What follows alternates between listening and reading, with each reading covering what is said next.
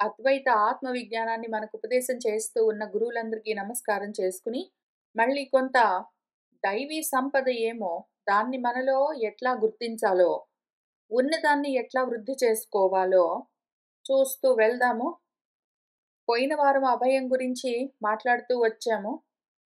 భయాలు మనకి 3 రకాలుంటాయి. ఒక రకం భయం ఎట్లా ఉంటుంది అంటే, అదిగో సర్వైవల్ కోసమే ఉంటుంది.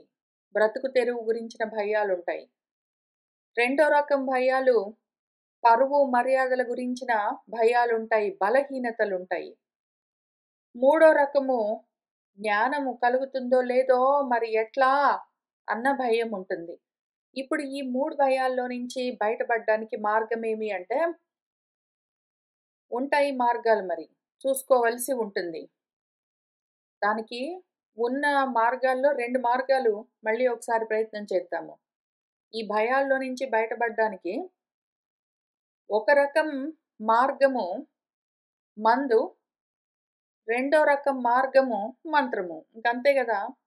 మందులో మంత్రాలో వేసుకొని మన ప్రాబ్లమ్‌ని మనం సాల్వ్ చేసుకోవాలి. మొదటి మందు భయానికి ఉన్న మందేమి అంటే జ్ఞానమే. జ్ఞానమే అభయాన్నిస్తుంది. మనలో భయం ఎందుకు కలుగుతుంది అంటే అజ్ఞానం వల్ల. కాబట్టి మనం ఏం చేయొచ్చు అంటే, అజ్ఞానము అంటేనే అనాత్మ జ్ఞానము అని అనాత్మల గురించిన జ్ఞానం పెంచుకుని, ఆత్మ గురించిన ఆలోచన, విచారణ పెంచుకుంటూ వెళ్తే, ఆ జ్ఞానం వల్ల అభయం కలుగుతుంది. అది దానికి మందు. ఇంకా దాన్ని మించిన పరమౌషధం ఇంకొకటి లేదు. కానీ దానికి సమయం పడుతుంది. వెంటనే రిజల్ట్స్ కనిపించవు. నిజంగా నాకు ఆత్మజ్ఞానం కలుగుతుందా అన్న భయం మళ్ళీ ఇంకో కొత్తది ఉన్న వాటికి తోడు తగులుకుంటుంది. కాబట్టి సరే మందు సంగతి తర్వాత చూద్దాము. మంత్రం ఏమైనా ఉన్నదా అని ఆలోచన, విచారణ చేద్దాము. ఎందుకుండవు? ఉంటాయి. మందు మన భయాలకన్నింటికి జ్ఞానం ఒక్కటే. భేషజం అదే, భిషక్ అదే. కానీ దాన్ని పక్కన బెట్టి, ఈ భయాల్లో నుంచి బయటపడడానికి ఇంకొక సులువైన మార్గము, నమ్మకంతో చేస్తే తప్పకుండా ఫలితం కనిపించే మార్గం ఒకటున్నది. అది కూడా చూద్దాము. ఇప్పుడు ఈ బ్రహ్మగ్రంథి ఎందుకు ముడిబడి ఉంటుంది అంటే, తమో గుణం బిగదీసుకుని ఉన్నది అంటే, ఆ తామసిక అహంకారం వల్ల భయాలన్నీ కలుగుతూ ఉంటాయి. ఎప్పుడైతే ఈ గ్రంథి విప్పదీశామంటే తామసిక అహంకారంలో నుంచి బయటపడిపోవచ్చు. నన్నెవరైనా చులకనగా చూస్తారో ఏమో, నాలో ఉన్న బలహీనతలు, లోపాలన్నీ దాచుకోవాలి, ఎవరికీ తెలియకూడదు అన్న జుగుప్సతో కూడినవేవున్నాయో అవన్నీ రజోగుణానికి సంబంధించినవి. ఇందులో నుంచి బయటపడితే రాజసిక అహంకారంలో నుంచి విడుదల మనకు. జ్ఞానం కలుగుతుందో లేదో అన్న భయంలో నుంచి బయటపడ్డామంటే, పైగా జ్ఞానం కలగడం కోసం నేను ఎంతో సాధన చేస్తూ ఉన్నాను అన్న సాత్విక అహంకారాదులన్నీ కూడా నశించిపోవాలి. దానికోసం కూడా ప్రయత్నం చేయాలి. ఇందుకోసము జ్ఞానము రుజువైన మార్గము. ఈలోగా అందుకోసం ఏం చెయ్యొచ్చు, అటువంటి జ్ఞానం కలగడం కోసం ఏం చెయ్యొచ్చు అని మనకు తైత్తరీయోపనిషత్ శిక్షావల్లిలో, శిక్ష అంటే శిక్షణ, ట్రైనింగ్, అది మనకు ఉపదేశం చేస్తూ, నేర్పిస్తూ వచ్చింది. 6వ అనుభవంలో ఉన్న విషయము మనము భాష్యంతో సహా పూర్తిగా చదువుకుంటూ వచ్చాము. మళ్ళీ ఇక్కడ ఒకసారి చూద్దాము. మనకు మన ఉపనిషత్ ఈ రకంగా నువ్వు అనుకో, ఈ రకంగా నువ్వు కోరుకో, ఈ రకంగా నువ్వు కావాలి కావాలి అని తప్పించు అని కొన్ని మంత్రాలు ఇచ్చింది.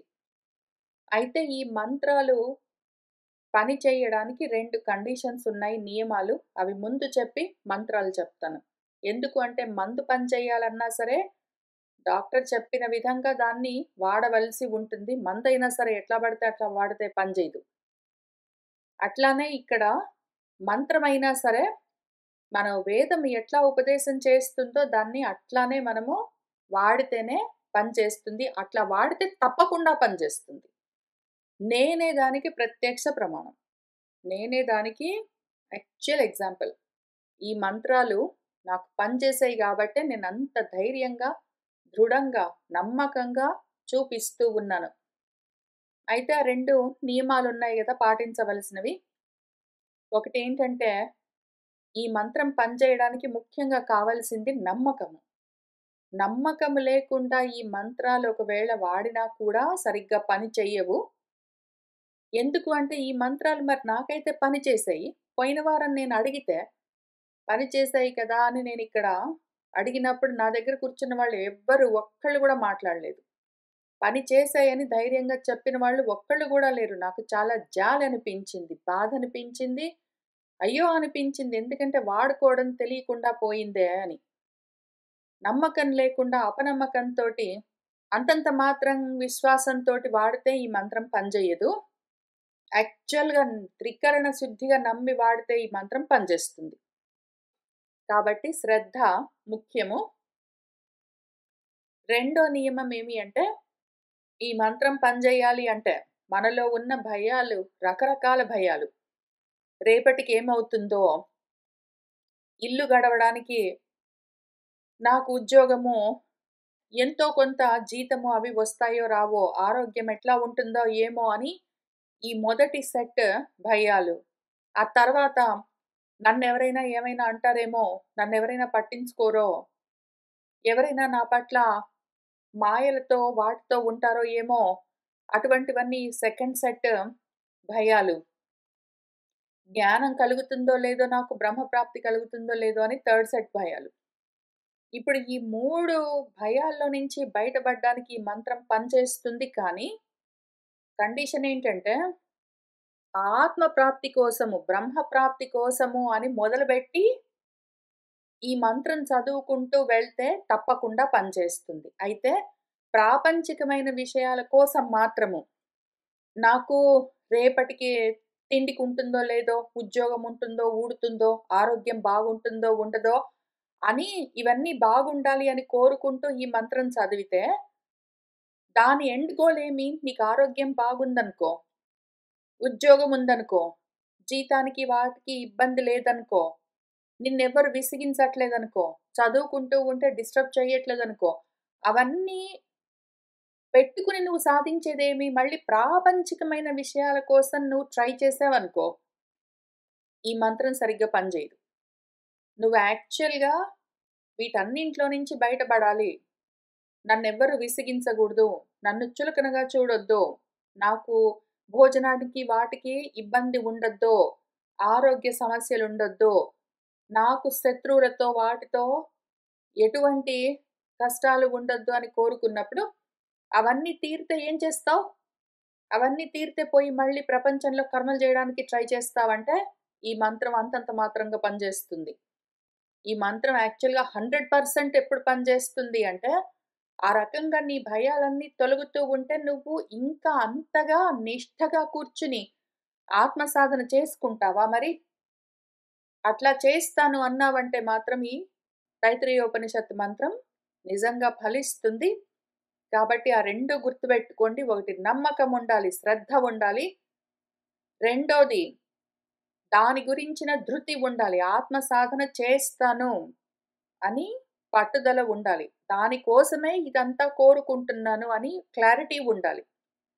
ఈ 2 ఉన్నాయంటే మాత్రము, ఇదిగో ఇది మంత్రము చెప్తాను చూసుకోండి. నాకు ఆత్మజ్ఞానం కావాలి, ప్రజ్ఞానం కావాలి అని కోరుకుంటే ఆ సిద్ధ్యర్థము వాడుకోవడానికి వీలుగా ఉన్న మంత్రాలివి. మంత్రం అంటేనే అది. మననాత్ త్రాయతే ఇతి అని ఒకవేళ నువ్వు నమ్మి దాన్ని ఆలోచన చేస్తూ వెళ్ళావు, అనుకుంటూ ఉన్నావు అదే పనిగా అంటే ఫలిస్తుంది. నిన్ను తరింపజేస్తుంది. ఇప్పుడు ఈ మంత్రం ఎట్లా ఉంటుంది అంటే, సహ మే ఇంద్రః మేధయా స్పృణోతు. ఆ ఇంద్రుడు అన్నింటిని నడిపిస్తూ ఉన్నవాడెవడున్నాడో, ఆ పరాత్మ, వాడు నన్ను మేధయా స్పృణోతు. ప్రజ్ఞానంతో స్పృశించుగాక. అంటే నాలో ప్రజ్ఞానాన్ని పూర్తిగా నింపుగాక. నాలో జ్ఞాన బలం వృద్ధి చెందుగాక అని కోరుకోవాలి. అసలు ముందు కోరుకోవడము అంటే నాకు ఉద్యోగం లేకుండా ఇబ్బందులవన్నీ కలుగుతాయి కాబట్టి నాకు ఉద్యోగం పోకుండా ఉండాలి. ఆరోగ్యం బాగుండాలి. ఎవ్వరు నన్ను డిస్టర్బ్ చేయొద్దు.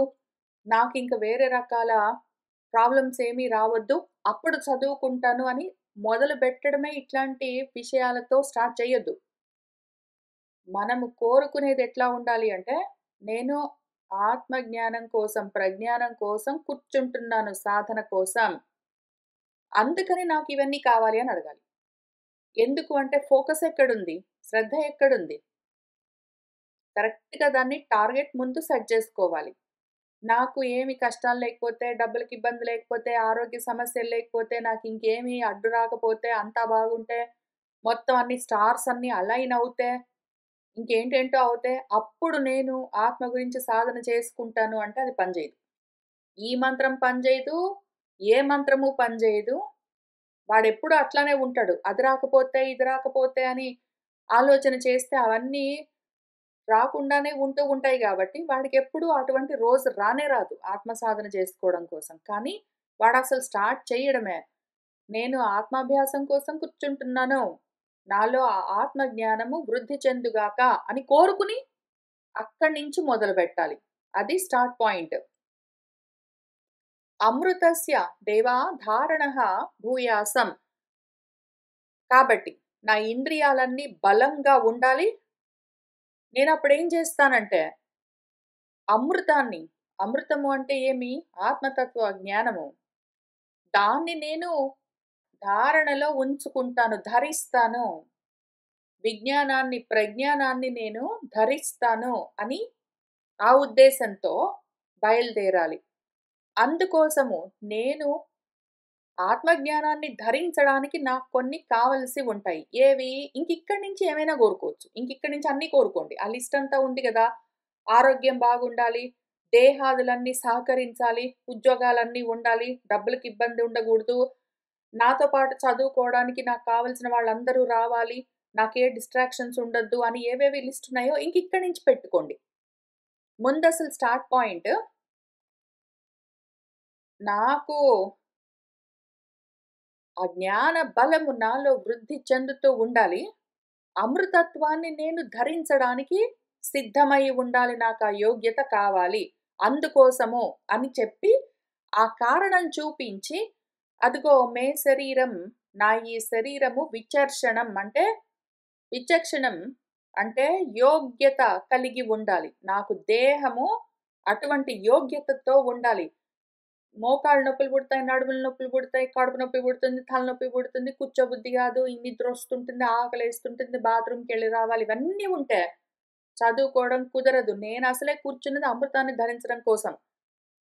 అంటే ఆ సమయంలో 5 నిమిషాలు కూర్చోవడం గాదు. ఇది సాధించిన దాకా అందులోనే నిష్టగా ఉంటాను. అందుకని నా శరీరము నాకు సహకరించాలి. ఆ తర్వాత మే జిహ్వ మధుమత్తమా, నా మాటలన్నీ అమృతమయమై ఉండాలి. దాని గురించే మాట్లాడాలి నేను. జారిపోవడం గురించి గాదు, నిలబడ్డం గురించి మాట్లాడాలి. కర్ణాభ్యాం భూరి విసృవం, నా చెవులకి ఏ ఇబ్బంది ఉండొద్దు. నేను శ్రవణం చేయడానికి నా చెవులకంత బలం గావాలి. నేను ఎంతెంతగా శ్రవణం చేస్తున్నానో అంతంతగా వినడానికి నా చెవులు సిద్ధమై ఉండాలి. ఎందుకు అంటే, ఇప్పుడు నాకున్న మేధస్సు, నాకున్న జ్ఞానమంతా పనికి రాకుండా ఉన్నది. నాదంతా ప్రాపంచికమైన మేధస్సు. దాంతో ఏమైంది అంటే, ఆ బ్రహ్మము తెలియకుండా పిహితము కప్పబడి ఉన్నది. నువ్వు ఆ బ్రహ్మకు కోసము ఒరలాగా, అరలాగా ఉన్నావు. దాన్ని కప్పుతూ ఉన్నావు. నా మేధస్సే అడ్డుపడుతూ ఉన్నది. అందుకని నిన్నడుగుతున్నాను నేను. నువ్వేం చెయ్యంటే, ఈ పిచ్చి మేధస్సున్నది ప్రాపంచికమైన విజ్ఞానం ఇది గాదు. నాకు పరాత్మను తెలుసుకునే ప్రజ్ఞానం కావాలి. అందుకోసము నాకు శరీరం సహకరించాలి. నా నాలుక అవే విషయాలు మాట్లాడడానికి సపోర్ట్ చేయాలి. నా చెవులు అవే విషయాలు వినడానికి సిద్ధమై ఉండాలి. బలంగా ఉండాలి. శృతం మే గోపాయ, పైగా నేను వింటున్న దాన్ని నువ్వే కాపాడుతూ ఉండో. నేను కూర్చుంటున్నాను ఇక్కడ చదువుకోడానికి. నేను ఆత్మజ్ఞానాన్ని సాధించడానికి, ఆత్మస్థితిని పొందడానికి కూర్చుంటున్నాను. ప్రతిరోజు కూర్చుంటాను. ప్రతి క్షణం అదే పనిలో ఉంటాను. అదే నిష్టలో ఉంటాను. నేను ఇంతగా శ్రవణం చేస్తూ ఉన్నాను గదా!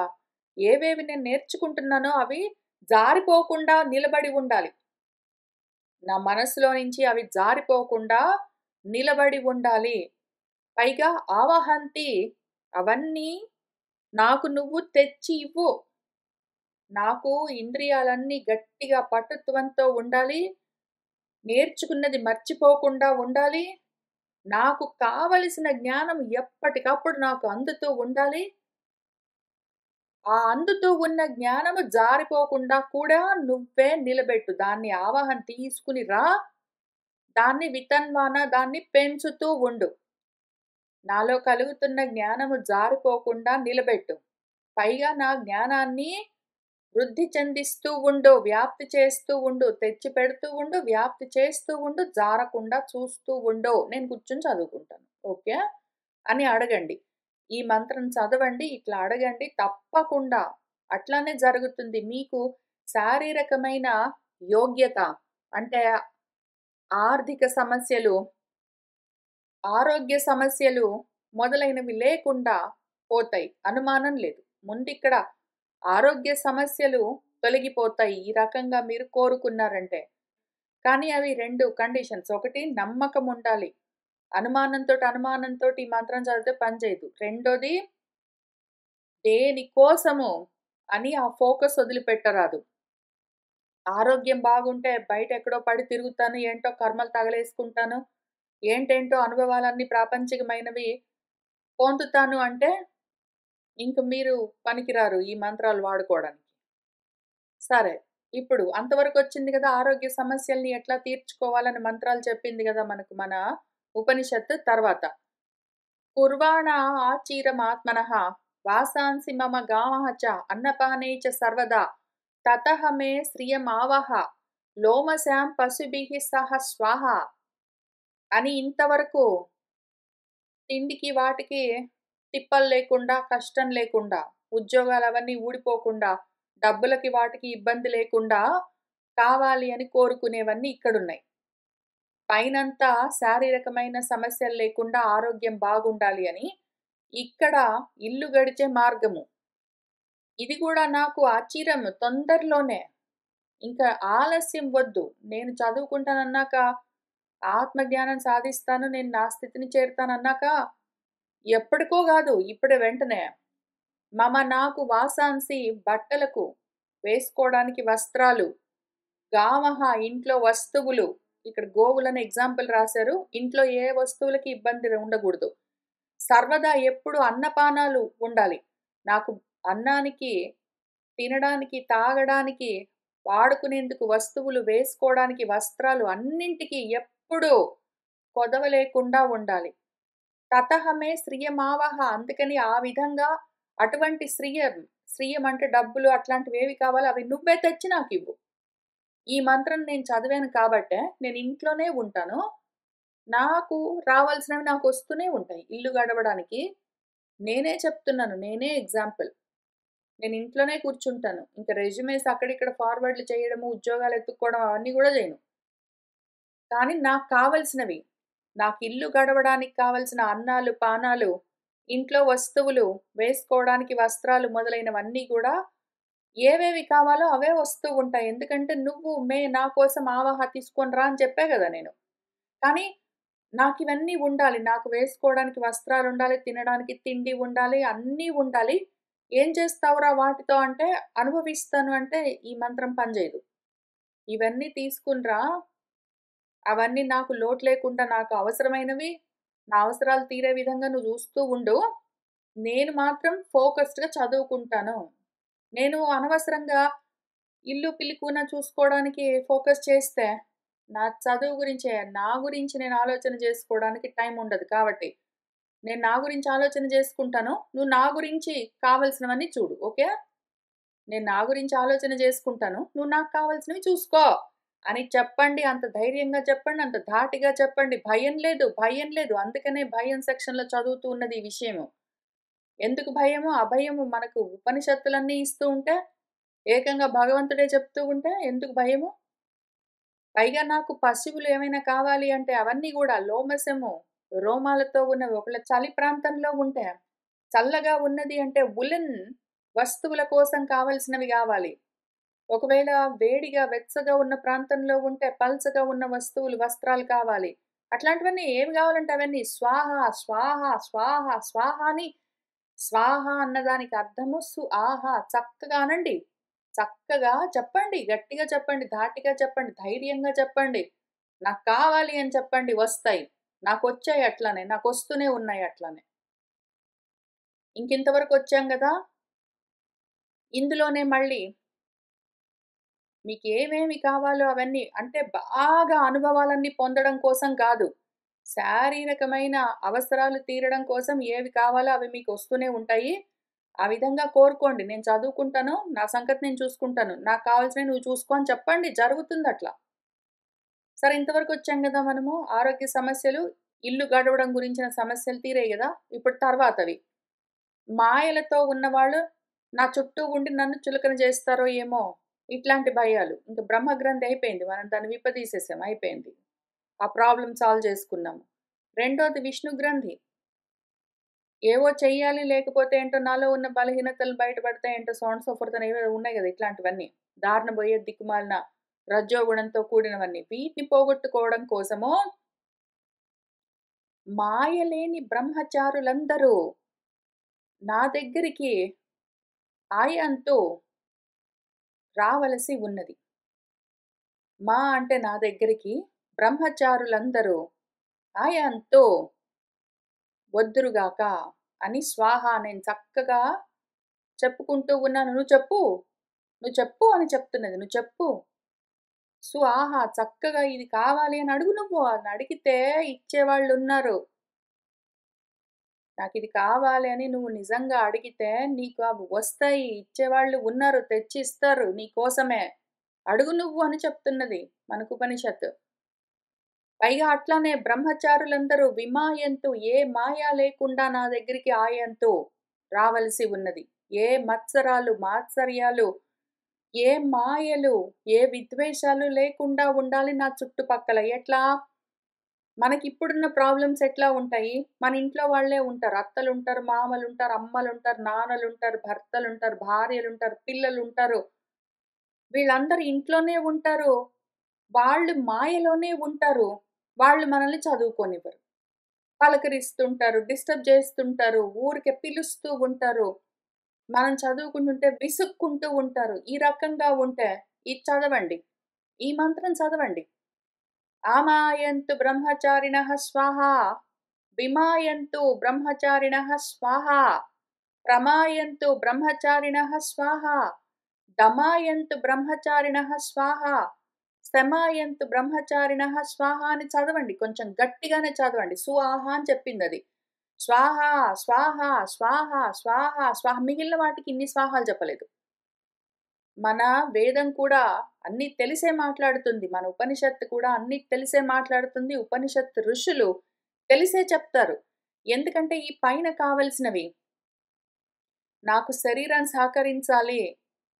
నాకు అజ్ఞానంతో కప్పబడి ఉన్నదేదున్నదో అది తొలగి నాకు ప్రజ్ఞానం కావాలి. నా చెవులు గట్టిగా వినేందుకు బలం కలిగి ఉండాలి. నా నాలుక చక్కగా చదువుకోవడానికి బలంగా ఉండాలి. అవన్నీ నువ్వు తేవాలి. నాలో వృద్ధి పొందించాలి అన్నప్పుడు స్వాహ అవన్నీ చెప్పలేదది. ఎందుకంటే నువ్వు కోరుకో అది జరిగిపోతుంది. అట్లానే నాకు డబ్బులు కావాలి, వస్త్రాలు కావాలి, ఇల్లు కావాలి, వస్తువులు కావాలి, అన్నానికి వాటికి లోటు లేకుండా ఉండాలి అన్నప్పుడు మొత్తం అంతా కలిపి ఒక్క స్వాహ చెప్పింది. గట్టిగా అనుకో జరుగుతాయి అని చెప్పింది. ఇంక అనుమానం లేదు. నువ్వు గట్టిగా అనుకో జరుగుతాయి అని చెప్పింది. కానీ మన చుట్టూ ఉన్న వాళ్ళు మాయలతో ఉంటారు, మర్మాలతో ఉంటారు, భ్రమలు వాళ్ళెందుకుంటారు? వాళ్ళు భ్రమలతో ఉంటారు. వాళ్ళు దమము లేకుండా ఉంటారు. శమము లేకుండా ఉంటారు. వాళ్ళకి ఇంద్రియ నిగ్రహం లేదు. మనో నిగ్రహం లేదు. అంటే ప్రజ్ఞానం. జ్ఞానము లేదు. ఓన్లీ భ్రమలతో ఉంటారు. మాయలతో ఉంటారు. విశేషమైన మాయలతో. వాళ్ళందరూ మనతో పాటే ఉంటారు. వాళ్ళని వదిలిపెట్టి ఉండలేము. వాళ్ళతో తగులుకుని మనం జారిపోలేము. కాబట్టి ఇటువంటి వాళ్ళుంటారు. వాళ్ళ నుంచి మిమ్మల్ని మీరు రక్షించుకోండి అని చెప్తూ స్వాహ, స్వాహ, స్వాహ, స్వాహ, స్వాహ, స్వాహ అని ఇన్ని సార్లు చెప్పాల్సొచ్చింది మనకు ఉపనిషత్తు. అందుకని ఇక్కడ ఫోకస్ చేయండి. ఇక్కడ కూర్చున్న వాళ్ళలో చాలా భాగం ఇది కూర్చొని వింటూ ఉన్న వాళ్ళకు ప్రాబబ్లీ ఇంటి గురించి ప్రాబ్లము, జీతాల గురించిన ప్రాబ్లమ్స్, ఆరోగ్య సమస్యలు ఇటువంటివన్నీ ప్రాబబ్లీ చాలా తక్కువ ఉంటాయి. లేకుండా పోతాయి. అయితే చాలా తక్కువుంటాయి. లేకపోతే అసలే లేకుండా ఉంటాయి. కానీ ఈ ప్రాబ్లమ్స్ మాత్రము మన చుట్టూ ఉన్నవాళ్ళు బ్రహ్మచారులు కారు. వాళ్ళు ప్రపంచంలో ఉంటారు. వాళ్ళు ఊరికే విసిగిస్తుంటారు, పిలుస్తుంటారు, విసుక్కుంటూ ఉంటారు, డిస్ట్రాక్ట్ చేస్తారు. అటువంటి వాళ్ళలోని భ్రమలు తొలగి వాళ్ళలో భ్రమ కలుగుగాక. వాళ్ళు దమము, శమముతో ఉండుగాక. మాయలు తొలగి ఉండుగాక అని కోరుకోండి. అటువంటి పరిస్థితి మీకు కలుగుతుంది. 2 విధాలుగా ఏదో ఒక పద్ధతిలో మనకి ఈ మంత్రాలు హెల్ప్ చేస్తాయి. ఒక్కటేం జరుగుతుంది అంటే, ఇటువంటి వాళ్ళలో ఏమాత్రం కొంచెమైనా సరే అవకాశం ఉంటే, వాళ్ళను ఈ మంత్రాలు మారుస్తాయి.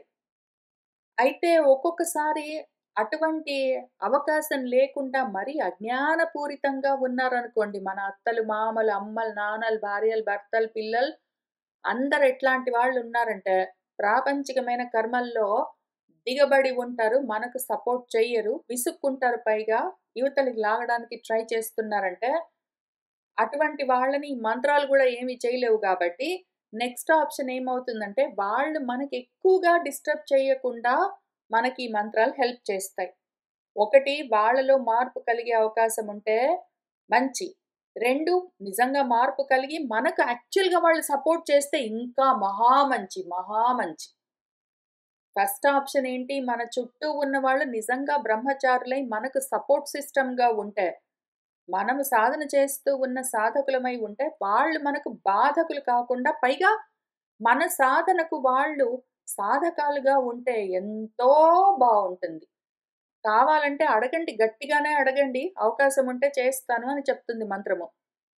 రెండో ఆప్షన్ అంత అవకాశం లేదు అటువంటి బుద్ధులకు అంటే, పోనీ కనీసము మన సాధనకు బాధకాలు కాకుండా హెల్ప్ చేస్తుంది మంత్రము. మూడోదేంటంటే, ఇంకా కొంచెం గట్టిగా అడిగామంటే, ఇటువంటి బ్రహ్మచారులు మన దగ్గరికి వచ్చి చేరతారు కూడా. మన చుట్టూ ఉన్న వాళ్ళందరూ ప్రాపంచికమైన కర్మల్లో పడి ఉన్నవాళ్ళు అందరూ బాధకులే ఉండి, అసలు ఎక్కడ చుట్టుపక్కల ఒక్కళ్ళు గూడా బ్రహ్మ మార్గంలో ఉన్నవాళ్ళు సాధకులు లేకపోతే, మనం ఒక్కళ్ళమే సాధన చేసుకోవడం చాలా కష్టమవుతుంది. కాబట్టి మన మంత్రం ఏం చెప్తుందంటే, నెక్స్ట్ సెట్ ఇందులోనే ఉన్న వాళ్ళందరూ శమధమాదులతో ఉండేట్టు, ఉన్న వాళ్ళందరూ భ్రమలతో వాటితో ఉండేట్టు, మాయలు తొలగి ఉండేట్టు చూడు. ఒకవేళ అంత అవకాశం లేకపోతే కనీసం నన్ను డిస్టర్బ్ చేయకుండా చూడు అని చెప్పుకుని, తర్వాత ఇంకొకటున్నది. యశః జనే అసాని స్వాహ శ్రేయాన్ వస్య సహ అసాని స్వాహ తం త్వా భగ ప్రవిశాని స్వాహ సహ మా భగ ప్రవిశ స్వాహ తస్మిన్ సహస్ర శాఖే నివగాహం త్వయి మృజే స్వాహ యథా ఆపః ప్రవతాయంతి యథా మాసాః అహర్జరం ఏవం మాం బ్రహ్మచారిణః ధాతః ఆయంతు సర్వతః స్వాహా ప్రతివేశహాసి ప్రమాభాహి ప్రమాపజ్యస్వ అని ఈ మంత్రము. ఇందులో ఏమంటే, ఇక్కడ మన చుట్టూ ఉన్న వాళ్ళు మనల్ని విసిగించొద్దు. అవకాశం ఉంటే బ్రహ్మచారులై ఉండాలి. కాక మన చుట్టూ మనకు బ్రహ్మచారులు కావాలి కూడా. మన మార్గంలోనే ఉండి, మనతో పాటు సాధన చేస్తూ ఉన్న వాళ్ళు కావాలి కాబట్టి, అందుకోసం గూడా కొన్ని మంత్రాలిచ్చిందిక్కడ మన ఉపనిషత్తు. అదేం చెప్తున్నది, ఇదిగో నేనేం చేస్తానంటే, త్వయి నీలో అహం నేను మృజే నన్ను నేను శుద్ధి చేసుకుంటాను. అందుకోసము యథ ఆపహ ప్రవతాయంతి ప్రవహిస్తూ, ప్రవహిస్తూ నీళ్ళన్నీ ఎట్లా వచ్చి ఒక్క చోట చేరుతాయో, యథా మాసాహ అహర్జరం నెలలన్నీ సంవత్సరంలో పోయి కలుస్తాయో, ఏవం అదే విధంగా మాం నన్ను అన్ని వైపుల నుంచి సర్వతః ఓ ధాతః ఓ ధాత ఇవన్నీ నాకివ్వగలిగిన వాడా బ్రహ్మచారులందరూ అన్ని వైపుల నుంచి మాం నా దగ్గరికి ఆయంతు రావాలి. ఆ విధంగా వాళ్ళందరూ వచ్చుదురుగాక. అట్లా వస్తే ఏమవుతుందంటే, నేనప్పుడు నన్ను నీలో శుద్ధి చేసుకుంటాను. ఓ ఓ భగవంతుడా! తం త్వా నీలో నేను ప్రవేశిస్తాను అందుకని. ఎందుకు నాకు ఈ బ్రహ్మచారులు అంటే, వీళ్ళందరితో కలిసి సత్సంగాల్లో కూర్చున్నాను. ఏంటో ఫిలాసాఫికల్ డిస్కషన్స్ అన్నీ చేస్తున్నాను. ఆధ్యాత్మిక సాధన చేస్తున్నాను. పెద్ద పెద్ద మాటలన్నీ మాట్లాడుకుంటూ వాట్సాప్ గ్రూప్‌లన్నీ పెట్టుకొని, ఫోటోలన్నీ తీసుకొని, రకరకాల మెసేజెస్ అన్నీ ఎక్స్‌చేంజింగ్ చేసుకొని, ఏవేవో మాయల్లో పడడం కోసం కాదు. అందుకని కాదు.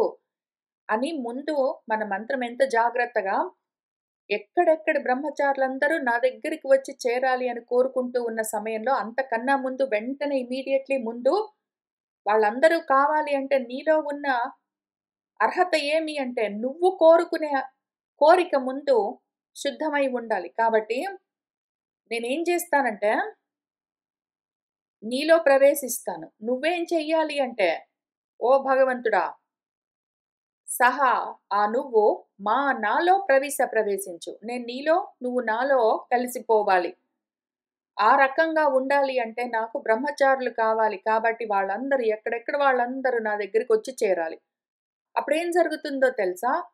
ప్రతివేశహాసి నువ్వు నా పక్కనే ఉన్న ఇంటి లాంటి వాడివి. ఇంటి పక్కనే ఇల్లున్నదనుకోండి. ఎంత దగ్గరగా ఉంటుంది పక్కిల్లు. మన ఇంటి పక్కిల్లు ఎట్లా ఉంటుందో అట్లా మనలో అంత దగ్గరగా సన్నిహితంగా ఉన్న ఆత్మ ఏదున్నదో ఆ రకంగా అయి ఉన్నావు నువ్వు. అందుకే నువ్వు నాకు ప్రవాహి. నాలో ప్రతిభాసించు. మా ప్రపద్యస్వ నువ్వొచ్చి నాలో చేరు. ఓకే? అని అడుగుతూ ఉన్నాము. ఈలోగా మధ్యలో ఒకవేళ కావాలి అంటే ఇది గూడా అడగండి. నష్టమేం లేదు. జనులందరి మధ్యలో నేను గొప్ప యశస్సు పొందాలి. ఎంతో గొప్ప శ్రేయస్సులు, వస్తువులు, ధనాలన్నీ కావాలి. అవన్నీ ఉన్నవాడిగా, గొప్ప ధనవంతుడిగా అవ్వాలి అని కావాలంటే కోరుకో. ఇవన్నీ గూడా కోరుకో. కానీ ఈ రకంగా నువ్వు కోరుకున్నావంటే 1 త్రికరణ శుద్ధిగా నమ్మి కోరుకో. 2 అల్టిమేట్ గోల్ ఏమి? నువ్వు ఆ పరబ్రహ్మమై పోవాలి. అందుకోసం సాధన చేస్తున్నాను. ఇవన్నీ కావాలి అని కోరుకో. అప్పుడు ఈ భయాలు నీకు అవసరం కూడా లేదు. అప్పుడు ఈ భయాలు నీకు అవసరం కూడా లేదు. వాటిని ఆటోమేటిక్‌గా నీ చుట్టూ ఉన్న ఏ తపం ఉన్నదో అది తొలగిస్తూ పోతూ ఉంటుంది. నీ మార్గాన్ని అదే సుగమం చేస్తుంది. నువ్వు మార్గాన్ని సుగమం చేసుకుంటూ కష్టపడి మార్గం ఓపెన్ చేసుకుంటూ ఎళ్ళక్కర్లేదు. కష్టపడి ఉద్యోగాలు చేసుకొని, కష్టపడి డబ్బులు తెచ్చుకొని, కష్టపడి ఏమో జేస్తూ, ఇంకా ఆ కష్టాలు తీరితే గదా నువ్వు చదువుకోవడానికి, ఆత్మజ్ఞానం పొందడానికి. ఆ కష్టాలెప్పుడూ అట్లానే ఉంటాయి. నీ భయాలు అట్లానే ఉంటాయి. నువ్వు ఇక్కడే ఉంటావు. నీలో ఎప్పటికీ మన భగవంతుడు చెప్తూ ఉన్న దైవీ గుణాలు, ఆ దైవీ సంపద పెరగనే పెరగదు. కానీ దైవీ సంపదను నువ్వు కష్టపడి పెంచుకోవాల్సిన పని ఫస్ట్ ఈ అభయం పెంచుకో. నువ్వు నిర్భయంగా, ధైర్యంగా నాకివి కావాలి అని కోరుకో. అవి జరుగుతాయి. ఇంగ గూర్చో. భయం పోయింది గదా! ఇంకప్పుడు భయమేమున్నది నీకు? ఆరోగ్య సమస్యలు లేవు. ఉంటే గూడా తట్టుకునే శక్తి. నీకు ఇంటి సమస్యలు, ఆర్థిక ఇబ్బందులు, ఇంటి చుట్టూ ఉన్న వాళ్ళందరూ నిన్ను డిస్టర్బ్ చేయడాలు ఇట్లాంటివన్నీ పోయిన తర్వాత ఇంక ఏ భయమున్నది నీలో? ఏమీ లేదు గదూ! కూర్చో ఇంక చదువుకో. అప్పుడు ఈ అభయం దగ్గర నుంచి మొదలుబెట్టు. మొత్తం అన్ని భయాలతో నిండి ఉన్నావు. బలహీనతలతో ఉన్నావు. నీకు జ్ఞానమన్న బలము లేదు. జ్ఞానమన్న మందు లేదు గాబట్టి బలహీనంగా ఉన్నావు. వీక్‌గా. రెండోది రకరకాల భయాలతో ఉన్నావు అంటే ఇక్కడే ఆగావంటే ఇంకెక్కడికెళ్తావు? ఎక్కడికెళ్ళలేవు. కాబట్టి చూసుకో, ప్రయత్నం జేసుకో. ఈ మంత్రం ఉన్నది చదువుకో అని 3 మంత్రాలిచ్చింది మనకు ఉపనిషత్తు. చదువుకోండి. నమ్మండి. నమ్మండి. నమ్మి చదవండి. గట్టిగానే చెప్పండి. స్వాహ, స్వాహ అని నేనెంత గట్టిగా చెప్పాను ఈ మంత్రాలు చెప్తున్నప్పుడు. నా జీవితాన్ని ఎన్ని సార్లు చూపించాను ఇక్కడ నా దగ్గర కూర్చున్న వాళ్ళకి. రికార్డింగ్ తోటి కూడా సంబంధం లేదు. నాతో కూర్చున్న వాళ్ళకి ఎన్ని సార్లు చూపించా. అయినా గూడా చూపించగలరా ఎగ్జాంపుల్ అంటే అందరూ క్వైట్‌గా ఉన్నారు. ఒక్కళ్ళు గూడా అన్‌మ్యూట్ చేయలేదు. నాకు ఎంత ఏమంటాం మళ్ళీ ఇందాక చెప్పినట్టే జాలనిపించింది. జాలని నమ్మకం లేకపోవడం చేతనా? నమ్మకం లేకనా? అడగడం చేతగాకనా? ఫోకస్ లేకనా? లేదా ఫైనల్ అల్టిమేట్ గోల్ గురించి టార్గెట్ సరిగ్గా సెట్ చేసుకోకపోవడం వల్లనా? ఇవన్నీ చేసుకొని మళ్ళీ వచ్చి కూర్చొని కోరండి. కలుగుతుంది. తప్పకుండా జరుగుతుంది. అనుమానం లేదు. సరే ఇవాల్టికి ఇక్కడికి ఆపుతున్నాను. కోరుకున్న వాళ్ళందరికీ అద్వైత ఆత్మ విజ్ఞానం కలగాలని ఆశిస్తూ ఉన్నాను. శుభం భవతు.